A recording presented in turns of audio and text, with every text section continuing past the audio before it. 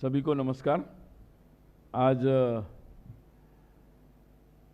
हिमाचल प्रदेश के इस social media से जुड़े सभी लोगों के कार्यक्रम में विशेष रूप से उपस्थित आज के हमारे कार्यक्रम की मुख्य अतिथि और सिनेमा जगत की प्रसिद्ध कलाकार कंगना रनौत जी, राष्ट्रीय स्वयंसेवक संघ के इस प्रांत कार्यवाह श्रीमान किस्मत कुमार जी, और यहाँ उपस्थित कई सारे गणमान्य लोग हैं, और मुझे बताया गया कि पूरे प्रदेश से आप सब लोग आए हैं और कुछ लोग उससे थोड़ा सा बाहर से भी आए हैं। तो आप सबके उत्साह का बहुत बहुत अभिनंदन, स्वागत और आपको ढेर सारी शुभकामनाएं।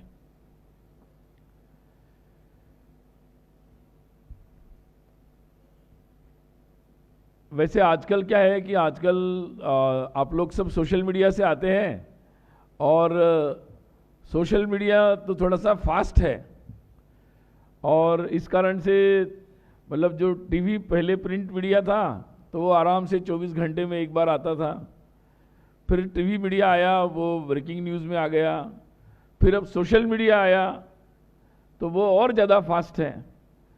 तो फास्ट के साथ साथ जैसे आजकल समाज में भी फास्ट फूड बहुत चलता है, तो सब लोग जल्दी में ही रहते हैं, लेकिन आज थोड़ा सा फुर्सत से हम इस जल्दी वाले प्लेटफॉर्म की थोड़ी आराम से चर्चा कर लेंगे, और इसीलिए मुझे लगता है आज ये एक पूरे दिन भर का आराम से ऐसा एक कार्यक्रम आज आयोजित किया है। मैं इसके लिए जो भी लोग सब इससे जुड़े हैं उन सबको बहुत बधाई देता हूँ।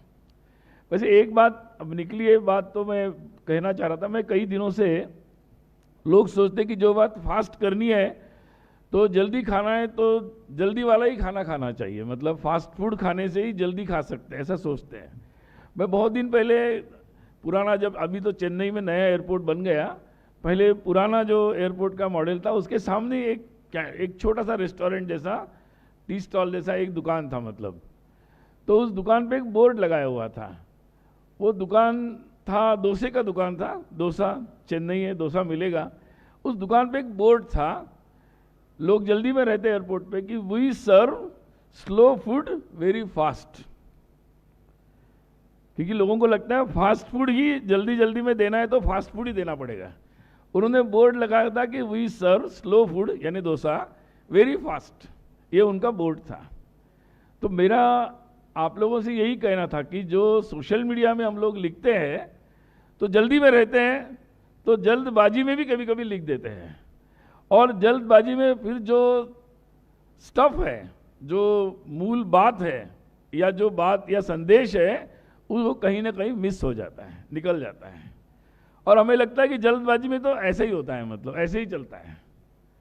तो मैं आपसे एक बात ज़रूर कहना चाहूँगा कि we can also slow food क्या है? स्लो यानी हम जब देश की बात करेंगे, समाज की बात करेंगे, हम हिंदुत्व की बात करेंगे, हम अपने संस्कृति की बात करेंगे, तो आजकल की भाषा में शायद लोग उसको स्लो फूड समझते हैं। तो मेरा पॉइंट ये है कि we can serve our slow food very fast. Social media के बहुत जल्द वाले माहौल में भी हम ये कर सकते हैं, और इसीलिए सोशल मीडिया में हम लोग ये बात ज़रूर ध्यान रखें कि ये एक बहुत बड़ा माध्यम है। आजकल कई लोग सोचते हैं कि सोशल मीडिया में हम ये कर लेंगे, कई लोग हैं आजकल जो लोग सोचते हैं कि मैनिपुलेट कर लेंगे सोशल मीडिया में, या हम अपना प्रभाव कर लेंगे, और उसके लिए बहुत अलग अलग रास्ते भी अपनाते हैं और अपने पूरे भारत के जनमानस को गलत तरीके से प्रभावित करने का प्रयास भी करते हैं, लेकिन वो अभी तक सफल नहीं हो पा रहे। उसका कारण आप जैसे लोग हैं कि जो शायद अपनी अपनी जगह खड़े हैं, उनके पास साधन संसाधन बहुत कम है, शायद उनके पास उतनी सारी जानकारियों का सोर्स भी नहीं है, लेकिन एक ईमानदारी है, एक भारत के प्रति भक्ति है, समाज के प्रति आत्मीयता है, अपने संस्कृति की धरोहर से जुड़ाव है, और उस कारण से उस ईमानदारी से आप जैसे लोग अच्छी अच्छी बातें समाज के सामने लाते रहते हैं। और वो अपना अपना काम कर रहा है, क्योंकि जो शक्तियां ये काम करना चाहती है, विपरीत शक्तियां, उनके पास बहुत रिसोर्स है। बहुत सारे ऐसे देश भी हैं जिनकी शक्तियां भी उसमें लगती हैं, बहुत सारा धनबल भी लगता है, बहुत सारे षड्यंत्र भी लगते हैं, परंतु फिर भी भारत में उनका वो क्या बोलते हैं, हिंदी में कहावत है कि दाल नहीं गल रही है, वो बात फिर भी यहाँ काम नहीं कर पा रही। इसका कारण भारत के आप जैसे आम लोग हैं कि जिन्होंने सोशल मीडिया में अच्छी बातें बताने का और गलत बातों को एक्सपोज करने का एक अभियान छेड़ रखा है। मुझे लगता है कि आज का ये कार्यक्रम आप सब लोगों का अभिनंदन करने का कार्यक्रम है। आपको किसी ने बताया नहीं था कि ऐसा करो, आपको किसी ने कोई ऑफर नहीं दिया था कि आप ये करोगे तो आपको ये मिलेगा, लेकिन ये एक आम भारत के आम लोगों के अंदर जो एक देशभक्ति की और अच्छाई के प्रति जो एक ललक है, एक झुकाव है, और उसको किसी भी परिस्थिति में जहां मैं खड़ा हूं, जहां मैं खड़ी हूं, जैसे हूं, उस परिस्थिति में कुछ करने की जो इच्छा है, उसके कारण आप सब लोग इसमें लगे हुए हैं। और इसके लिए मैं आपका बहुत अभिनंदन करता हूं, क्योंकि ये भारत के आम लोगों की शक्ति है जिसने भारत को बनाया है और बनाकर रखा हुआ है। और राष्ट्रीय स्वयंसेवक संघ के जो संस्थापक थे डॉक्टर केशव बलिराम हेडगेवार, वो नागपुर के थे और अपने पढ़ाई के काल में तो कलकत्ता में उन्होंने मेडिकल में पढ़ाई की। उस समय के एलोपैथिक डॉक्टर बन गए थे वो। और आने के बाद उन्होंने नागपुर में बहुत सारे सामाजिक संस्थाओं के साथ काम किया उस समय, और कांग्रेस के भी वो सक्रिय कार्यकर्ता, आज की नहीं, उस समय की कांग्रेस, राष्ट्रीय आंदोलन की कांग्रेस, और उस समय के बहुत सक्रिय कार्यकर्ता थे। और उन्होंने बहुत सारे अलग अलग प्रकार के सामाजिक काम किए। सामाजिक काम करते करते उन्होंने एक समय बहुत आंदोलनों में गए, जेल में गए, एक सक्रिय कार्यकर्ता थे। परंतु वो काम करते करते ही उन्होंने 1925 में राष्ट्रीय स्वयंसेवक संघ की स्थापना की। संघ की स्थापना की और स्थापना करने के कुछ सालों बाद 1937 में पूज्य महात्मा गांधी जी वर्धा आए थे। वर्धा के पास आज बापू कुटी है, वहां सेवाग्राम है। सेवाग्राम में ही एक संघ का शिविर लगा हुआ था, वहां पर वो आए हुए थे और उनको पता चला कि संघ का शिविर है, वो संघ शिविर देखने चले गए। संघ शिविर देखा, मैं उसके विस्तार में नहीं जाऊंगा। और उस समय डॉक्टर हेडगेवार जी नहीं थे। शाम को वो डॉक्टर जी से मिले, डॉक्टर जी उनको खुद मिलने गए, उनके जहां वो ठहरे थे, और उन दोनों की चर्चा हुई। चर्चा हुई तो उन्होंने कई सारे विषयों को उन्होंने पूछा, और उस पूछने में उन्होंने एक बात उनसे पूछी कि आपका काम तो बहुत अच्छा है, लेकिन ये काम आप कांग्रेस के कार्यकर्ता है, तो ये काम आप कांग्रेस में रहकर क्यों नहीं करते?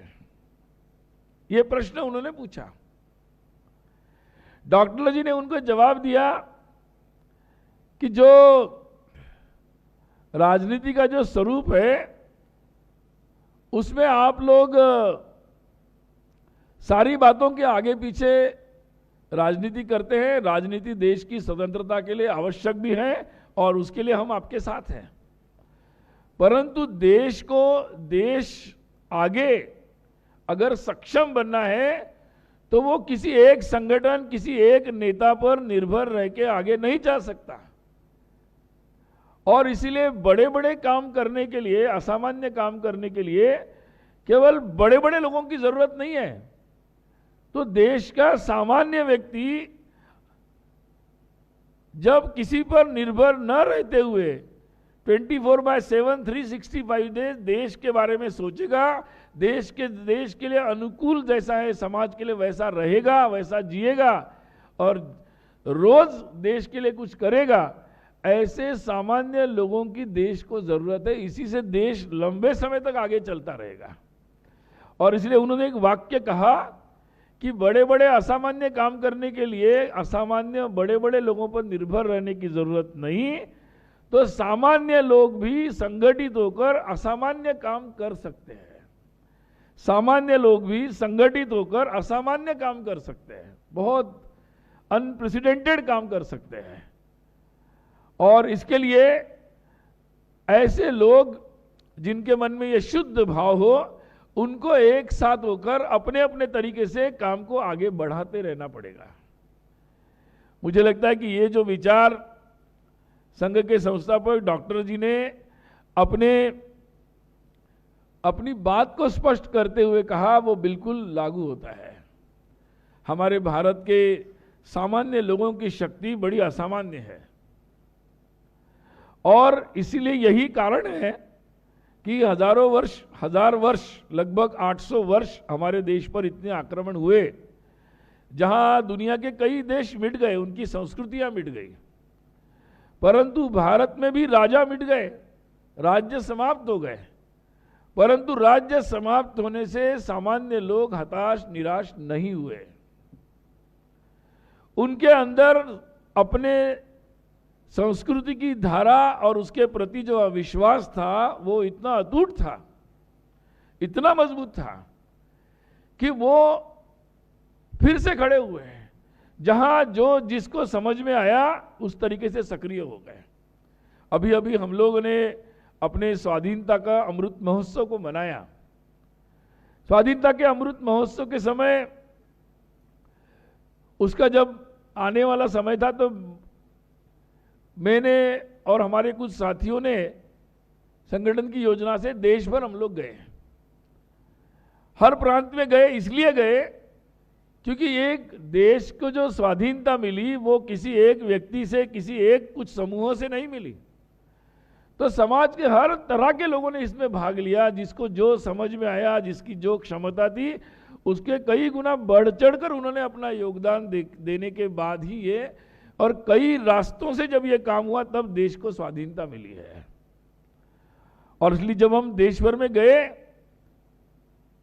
और एक एक प्रांत में पूछते थे कि यहां कौन लोग थे जिन्होंने भाग लिया, कौन लोग थे, कहां से थे,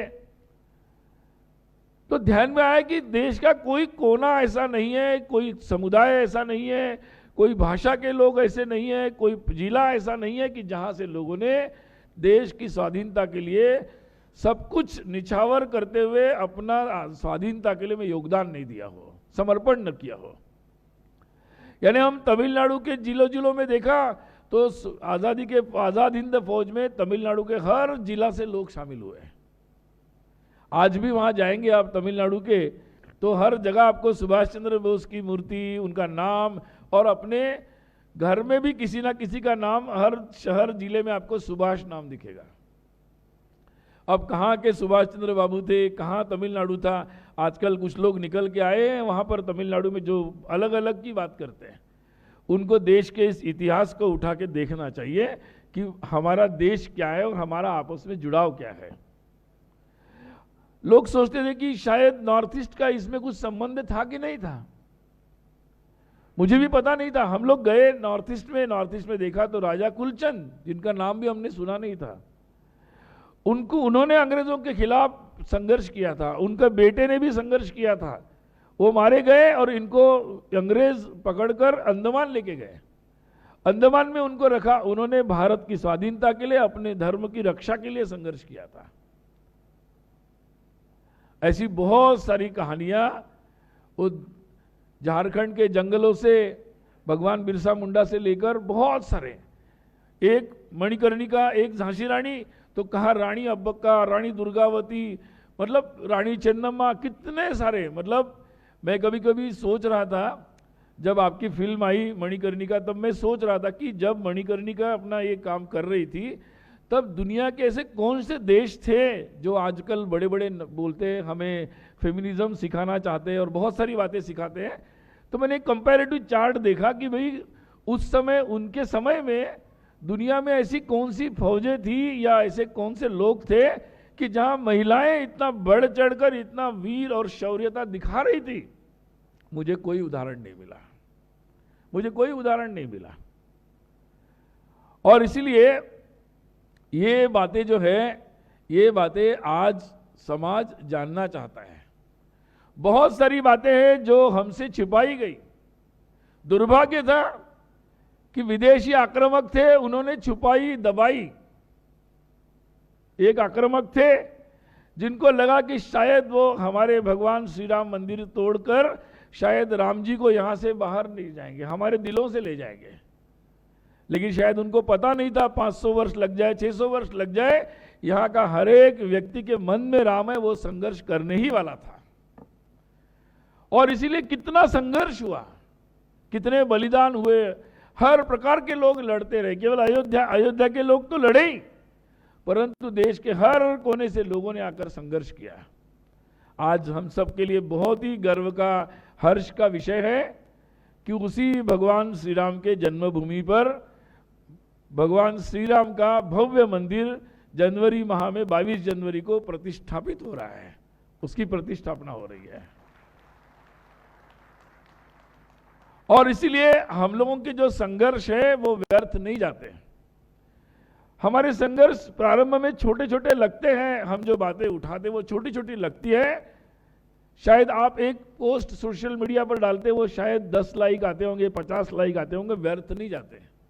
you have created a digital footprint, वो व्यर्थ नहीं जाता है, वो कहीं ना कहीं रोटेट होता रहता है और वो परिणाम करता है।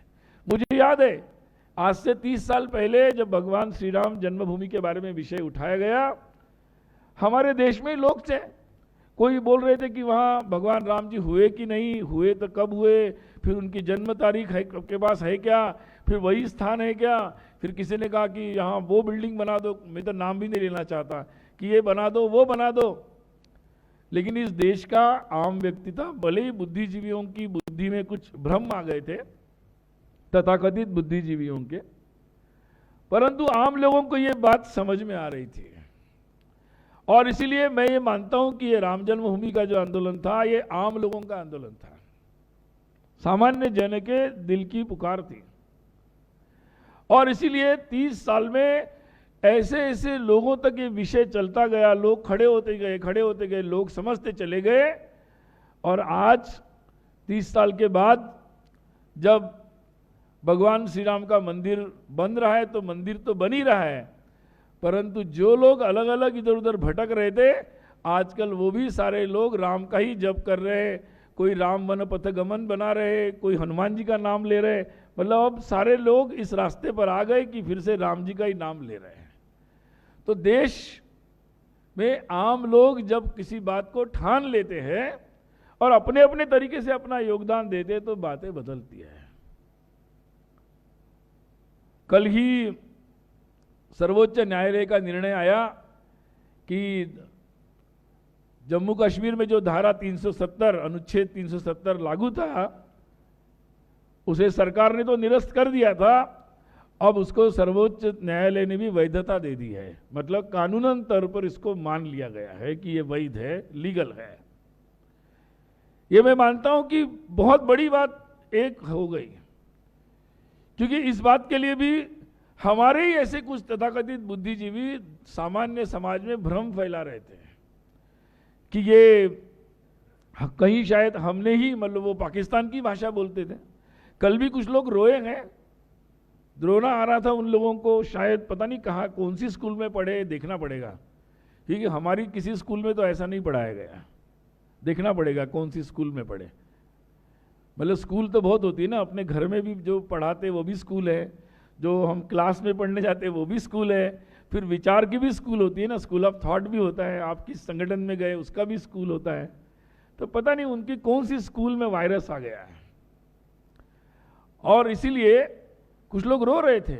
लेकिन देश में ये एक बात है कि जो बात अगर हम दमदारी से किसी सच को बोलते हैं और उस सच को बार बार बोलते हैं, मतलब झूठ का ही नैरेटिव नहीं बना सकते, कुछ समय के लिए आप नैरेटिव बना सकते हैं, बहुत सारे ऐसे नैरेटिव हमारे देश में बनाए गए, परंतु अब सोशल मीडिया हमारे पास एक ऐसा हथियार है जिसका कुछ लोग दुरुपयोग कर रहे हैं, लेकिन यही एक हथियार है जिसका हम सदुपयोग कर सकते हैं और जिससे सारी सच्चाइयों को हम सामने ला सकते हैं लोगों के, और उसका सही तरीके से उपयोग करना आवश्यक है, क्योंकि हमें पता होना चाहिए, हमारे देशवासियों को सही बात पता लगनी चाहिए और सच की आवाज दूर तक जानी चाहिए। आज पूरी दुनिया को ये मालूम हो गया कि कानूनन तौर पर 370 टेम्पररी था। कश्मीर, जम्मू कश्मीर भारत का अभिन्न अंग है और आने वाले समय में भारत के जो हिस्सों पर हमारे कुछ पड़ोसियों ने जो कब्जा किया है उससे भी वो भारत का हिस्सा मुक्त जल्द ही होगा। ये विश्वास जनमानस ने, मुझे लगता है, इस 370 को हटने के निर्णय ने जगा दिया है। और अगर हम लोग इस बात को लगातार उठाते रहेंगे तो आने वाली सरकारें और आने वाले समाज इस पर भी कार्रवाई करेंगे, अवश्य करेंगे। लगातार मूल बात है कि बाकी सारे बहुत सारे भ्रम क्यों होते हैं? भ्रम इसलिए होते हैं क्योंकि भारत के बारे में एक स्पष्टता होना जरूरी है कि हमारा भारत क्या है। अभी आने वाले समय में हमारे संविधान के भी 75 वर्ष होंगे और भारत के बारे में कई लोगों ने ये कहा कि भारत तो बन रहा है। कुछ लोगों को लगता है कि भारत ब्रिटिशों के आने के बाद इकट्ठा हुआ, कुछ लोगों को लगता है कि मुगलों ने इकट्ठा किया। लेकिन मुझे तो उनके ज्ञान पर ही थोड़ी दया आती है। भाई, ये भारत हजारों वर्षों का है, एक दिन में किसी ने बनाया नहीं। इसके कोई उस तरह के पिता नहीं है। ये हजारों लाखों लोगों की कई पीढ़ियों की साधना से ये राष्ट्र बना है। और ये राष्ट्र बनते समय यही बात सबके मन में थी कि मैं दूसरों को भी अपने आत्मीयता से देखता हूं, उनको भी अपना मानता हूं, मेरे साथ उनका भी भला होना चाहिए और ऐसा सबका भला हो, ऐसा जो सोचते हैं उनको एक साथ होना चाहिए। और ऐसे करते करते मिलते मिलते कई पीढ़ियां बीतती चली गई और हमारा ये राष्ट्र के रूप में हम उभर के आए हैं। इसलिए एक दिन का सपना नहीं है भारत, किसी के मन में आया, किसी ने लिख दिया सुबह उठ के और भारत बन गया, नहीं।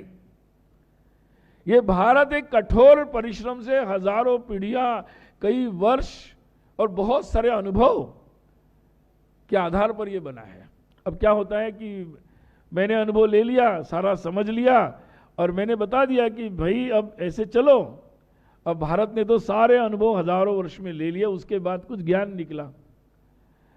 अब कुछ लोग देश है जो 200 वर्ष हो गए, 300 वर्ष हो गए, 500 वर्ष हो गए, लेकिन उन्हें लगता है कि हमें नया ज्ञान प्राप्त हो गया। अब वो लोग कहते हैं कि भाई चलो इसी रास्ते से करो। अब हम बता रहे हैं उनको कि इस रास्ते से नहीं, भाई ऐसा चलो। अब किसी ने तय कर लिया कि हमें फिर से वो सारे अनुभव लेना है तो ले लीजिए, कौन मना कर रहा है। लेकिन हम फिर उस रास्ते से हम क्यों जाए? हम तो उस रास्ते से चलकर बहुत सालों पहले आ चुके हैं। और इसीलिए हम सबके प्रति सहानुभूति रखें, लेकिन हम अपने रास्ते को पहचानना बहुत जरूरी है। हमारे भारत के बारे में ये दृष्टि रखना बहुत जरूरी है। और इसीलिए भारत से जो बातें जन्मी वो मानवता के हित में जन्मी। इसलिए हजारों वर्ष पूर्व का जो योग है वो आज भी दुनिया के लिए मॉडर्न जमाने में भी बहुत उपयोगी है। ऐसी बहुत सारी चीजें हैं, क्योंकि जब आप एक आत्मीयता के प्रति ध्यान में रखकर जब बातों का निर्माण करते हैं तो वो बातें ऐसी ही शुद्ध भाव से जो बातें आती है वो शुद्धता ही लाती है। और इसीलिए आज एक आत्मविश्वास के साथ ये बातें लोगों के सामने ले जाने की जरूरत है। आज समाज में एक जागृति का समय है, संकल्प का समय है, क्योंकि आज भारत के हर व्यक्ति के मन में यह आ गया है कि हम आगे बढ़ सकते और हम इसमें योगदान करना चाहते हैं। अब भारत के सामान्य लोग दर्शक मुद्रा में नहीं है, बस हम देखेंगे कैसा देश आगे जाता है। अब सामान्य लोगों का मन यह है कि हम इसमें सहभागी कैसे हो सकते हैं। और इसलिए आप सब लोगों के माध्यम से ये सहभाग होने की बात लोगों तक जाना जरूरी है। और इसलिए आप ऐसे कई विषयों को, मैं देख रहा था कि कोई प्रवीण थे, कोई मोहित थे, कोई थे, वीडियो जब दिखा रहे थे, बहुत अच्छे काम आप लोग कर रहे हैं। मतलब आपको जितना मैं साधुवाद दूं उतना ही कम होगा। आपने अपने अपने तरीके से बहुत अच्छा काम किया है। मैं आपसे बहुत बहुत आभार और शुभकामना देता हूं। आने वाले समय में भी बहुत सारे ऐसे विषय हैं आजकल पर्यावरण की बात हो रही है। अब पर्यावरण के बारे में भी बहुत सारे दुनिया के ऐसे देश हैं जिन्होंने पर्यावरण का सबसे नाश अगर किसी ने किया होगा तो उन्होंने ही किया, परंतु आजकल उनके द्वारा ही हमें बहुत सारा ज्ञान प्रदान किया जा रहा है।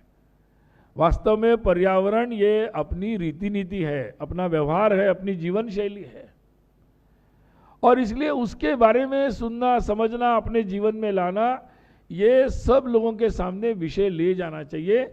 आप अपने माध्यमों से ये विषय जरूर समाज के सामने ले जाइए। दूसरा हमारे समाज के सामने महत्व का विषय है हमारे रिश्तों के बारे में,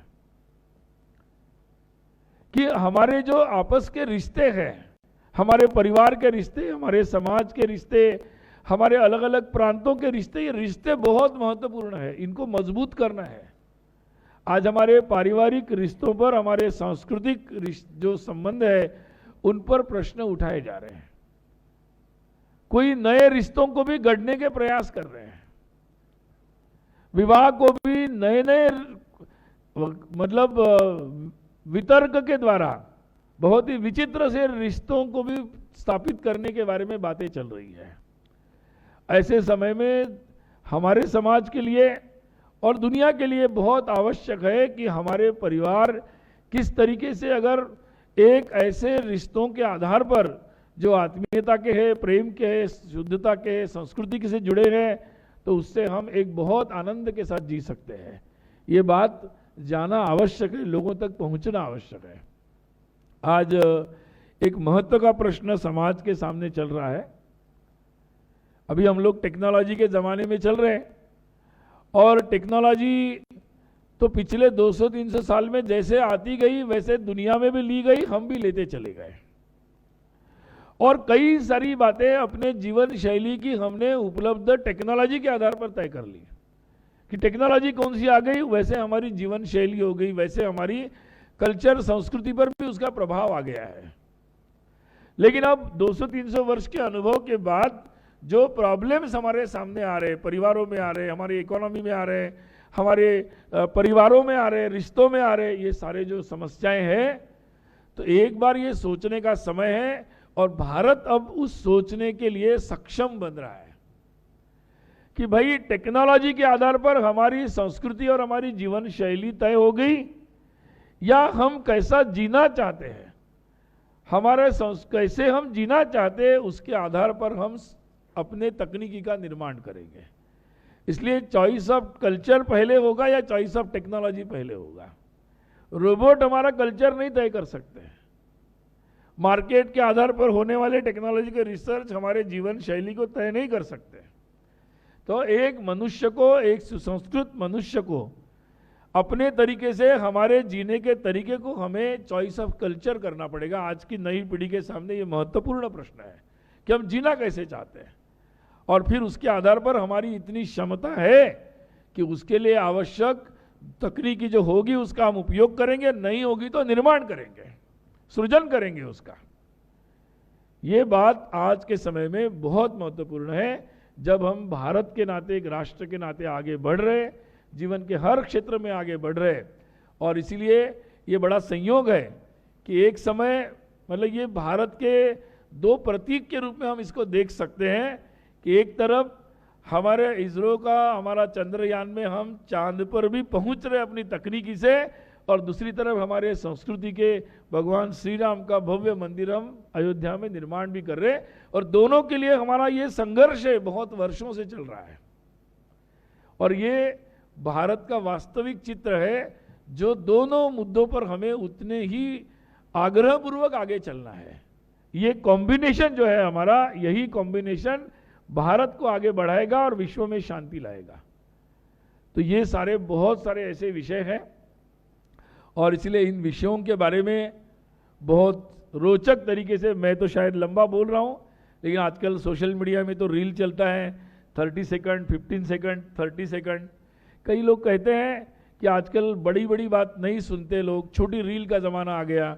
आप अब सब लोगों का क्या बोलते हैं, वो कंसंट्रेशन का टाइम कम हो गया, ऐसा बोलते हैं। मैं उनको प्रश्न पूछता हूँ कि भैया टाइम वगैरह है लोगों के पास, बहुत है, क्योंकि जो लोग रील देखते हैं ना, जो युवाओं के बारे में बोलते हैं रील देखते हैं, वही लोग नेटफ्लिक्स के 3-3 सीजन के 8-8 एपिसोड के 1-1 घंटे के 1-1 रात में ही देख लेते हैं।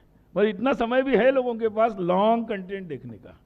बस वो पहले ट्रेलर देखते हैं, अगर ट्रेलर अच्छा लगा, 30 मिनट 30 सेकंड का रील अच्छा लगा, तो पूरे 3 सीजन भी देख लेते हैं।